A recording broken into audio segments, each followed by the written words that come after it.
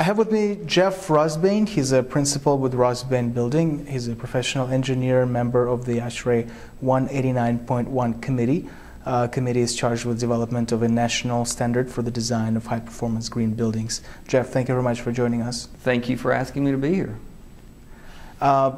Jeffrey, on a bit of a philosophical note, if you will, can a good building monitoring and control system installed in an older building make the building more efficient than a modern building designed to current sustainable building standards? In other words, does proper management trump design in terms of efficiency? The answer to that question is really it depends. But personally, I find that good operation and maintenance practices, regardless of the quality of the building, will always produce, better results than having bad operation practices in any kind of building. What a green building does, or what a high-performance modern building does, is it gives the operation facility staff a building that is capable of high-performance green building operation. That has to be combined with the actual facilities management, professional facilities management, that makes that building in fact operate as it was intended. So if you have a building that is not quite as high performance, it doesn't have the efficiencies of other buildings, but you have people operating that building that are aware of energy efficiency, that are aware of operating conditions of the system, that can turn things off when they need to be off and what have you, you can certainly have a building that's not considered high performance operating at a very high performing level. Now when you combine a high-performance green building with professional facilities management, that's where you get the maximum potential out of a building. What are the building performance metrics that every data center operator absolutely needs to be aware of? That's a great question. Looking at the performance of a building and looking at how you're going to operate and manage a building, especially in a data center environment, you have two sort of major areas. One being the IT portion of the project, what's going on in the building. Then another big energy area is the HVAC system, is how we are keeping those machines cool and how are you keeping the indoor environment running. For a facilities operator, we always want to make sure that we have the building running just as it should be, at the right temperatures, at the right humidities, that the equipment is running at its correct efficiency levels, that it's maintained properly, and that it's doing its job. By introducing building performance measures, such as being able to monitor, for instance, the chillers as independent units, being able to monitor perhaps some of the larger consumers, like air handling units and even pumps, for example, then you're able to sort of keep the heartbeat of the building in sight during the course. And whenever there's an anomaly occur, then the facilities manager can sort of address that issue right away.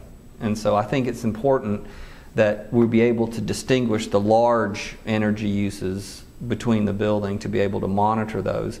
And if those systems, if those measuring devices, if they're installed at the design phase of a project, in other words, they're not an afterthought, they're part of the initial design, then what you also get is the added benefit of being able to have systems that can sort of integrate with each other and have certain interoperability aspects with each other that would be beneficial. And all of this can lead to giving tools to the facilities manager to help keep the building operating at its optimum condition, as it goes. So again, I think breaking out the larger energy uses that are within a building so that you can monitor those independently can help you pinpoint whenever there's a problem or any kind of issue that needs to be resolved. Give us a brief overview of ASHRAE's activities in the area of building performance monitoring and building controls. That's a great question. ASHRAE, for the last decade or more, has been paying a lot of attention and putting a lot of focus on high performance buildings, energy efficient buildings, and buildings that just operate and perform well. one of the biggest areas of focus over the last few years has been having buildings that have the ability to monitor their performance. Up until now, with some exceptions, we've basically designed buildings to be high-performance, functioning buildings up to day one. We haven't really focused a lot on all the other days that a building is operating, and that's becoming now a focus of high-performance green buildings. Is how do we track and monitor and measure? There's even some communities now where the reporting of a building performance is a mandatory requirement as a condition of sale. And buildings are now beginning to get labels. ASHRAE has developed a building energy quotient system. It's where you actually analyze the performance of a building and your building gets a score. It gets a grade. Another book that's just been released from ASHRAE is a whole manual that's just been put out, the performance measurement protocols for commercial buildings. So it's a really good in-depth book that can help designers and facilities managers and anybody interested in that subject to understand how one goes about capturing, those elements and putting them into a building. Furthermore, with the committee that I'm working on, the ASHRAE 189 committee, in several of the sections of that book, especially with water and energy sections, there's actually mandatory requirements that the building have the capability to measure its performance. And when you meet certain thresholds, for instance, like a laundromat that has a particular large water use for one purpose, that would be independently, measured. And that those measuring devices can store data, that you can retrieve data, and then you can use that data for diagnostic purposes or for reporting purposes within a building. So we're beginning to see building performance measurement appear in building standards and codes that are coming out. And then there's also in some places, statutes in place that are requiring you to report your building performance.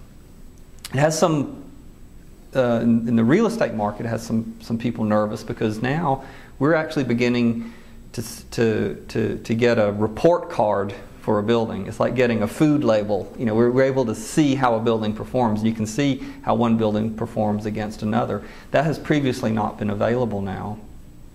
And I think that's going to be sort of the future of a green building, is going to be not only how it's built, but how it actually operates and performs over time. Jeff, thank you very much. Thank you. Thank you very much.